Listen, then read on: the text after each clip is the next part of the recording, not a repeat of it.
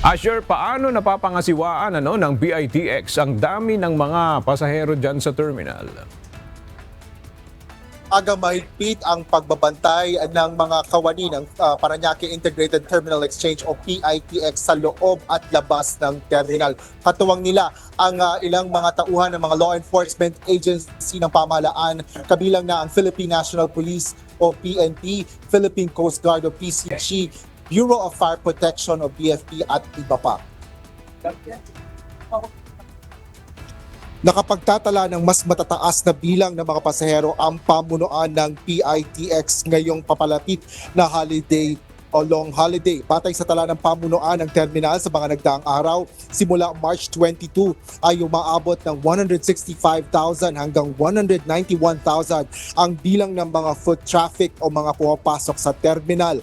Sa kabuuan ay mahigit 1.6 million individuals na ang dumagsa sa PITX na mas mataas kumpara sa kaparehas na panahon ng papalapit na long holiday na umaabot lang ng nasa 1.4 million passengers. Nananatili namang available ang mga biyahe sa mga ruta sa iba't ibang probinsya ng bansa.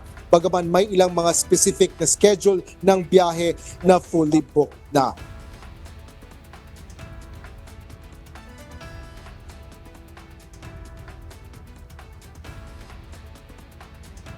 Sobra nga pong daming tao ngayon, sobra. Pero so far, kumusta naman? Okay naman po, parang ganun pa rin nung last year pumunta ako dito sa Pitik. Parang same pa rin naman yung tao.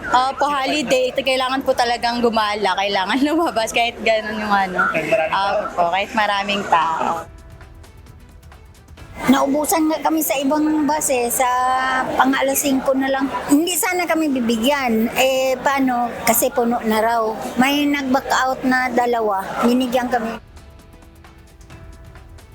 Paliwanag naman ng PITX Management, isa sa mga nakikitang dahilan ng pagtaas ng bilang ng mga pasahero ngayong taon ay ang pagpili ng mga pasahero na gumamit ng pampublikong transportasyon kaysa sa pribadong mga sasakyan.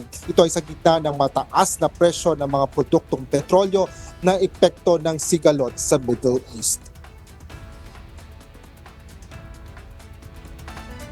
Aga, sinabi naman ng PITX Management na handa silang magdagdag humingi ng special permit kung kailangan ng mga karagdagang bus units papunta sa mga probinsya sa gitna ng pagdagsa ng mga pasahero dito sa terminal.